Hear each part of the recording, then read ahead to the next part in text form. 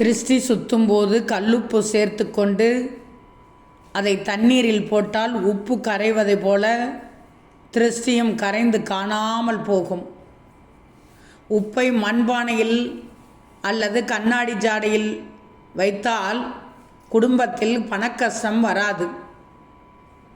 கடலில் கால் வைப்போருக்கு கஷ்டம் தீர்ந்துவிடும். வீட்டில் தொடர்ச்சியாக கஷ்டம் இருந்தால் ஒரு பாத்திரத்தில் உப்பு கலந்த தண்ணீரை நடு காலில் வைத்து விட்டு காலையில் அதை செடிகளுக்கு அருகில் ஊற்றிவிட்டால் வீட்டில் நிம்மதி வரும். இரவில் உப்பை யாருக்கும் கடனாய் தரக்கூடாது. அப்படி தந்தால் கலைமகள் உங்களை விட்டு சென்று விடுவாள். துடைப்பம் என்பது மகாலட்சுமியின் பொருள் என்பது தெரியும். வீட்டில் உபயோகப்படுத்திய துடைப்பத்தை யாராவது வந்து கேட்டால் தானமாக கொடுக்கக்கூடாது, மிதிக்கவும் கூடாது. அப்படி கொடுத்தால் வீட்டில் வறுமை தாண்டவமாடும். சாப்பாடு தானியங்கள் கீழே சிந்தக்கூடாது, அதை மிதிக்கவும் கூடாது.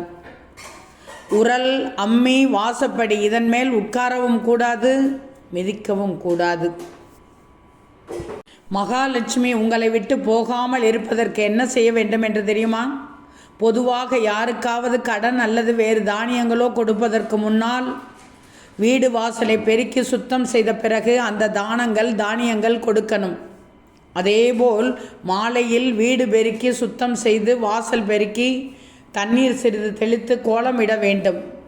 மாலை மங்கிய பிறகு வீடு இருளடைந்து இருக்கக்கூடாது, கண்டிப்பாக விளக்கேற்ற வேண்டும். பிறகு காமாட்சி அம்மன் விளக்கு ஏற்ற வேண்டும் அல்லவா? அதன் பிறகு யாருக்கும் எந்த தானமும் தானியமும் கொடுக்கக்கூடாது. பணமும் பொருளும் வெளியே வீட்டை விட்டு இந்த நேரத்தில் செல்லவே கூடாது.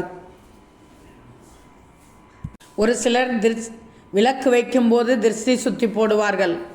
அதாவது விளக்கேற்றியவுடன் திருஷ்டி சுத்தி போடுவார்கள். இது முற்றிலும் தவறான விஷயம். திருஷ்டி கழிக்க நினைத்தால் இரவு 8 மணிக்கு அல்லது 7 மணிக்கு மேல் திருஷ்டி சுத்த வேண்டும். செவ்வாய் வெள்ளிக்கிழமைகளில் திருஷ்டி சுற்றுவது கூடாது. திருஷ்டி சுத்த நினைத்தால் ஞாயிற்றுக்கிழமை திருஷ்டி சுத்தலாம். செவ்வாய் வெள்ளிக்கிழமையில் திருஷ்டி சுத்தி போடுவதால் மகாலட்சுமி கோபத்திற்கு ஆளாவீர்கள். இதை தெரிந்து கொள்ளுங்கள்.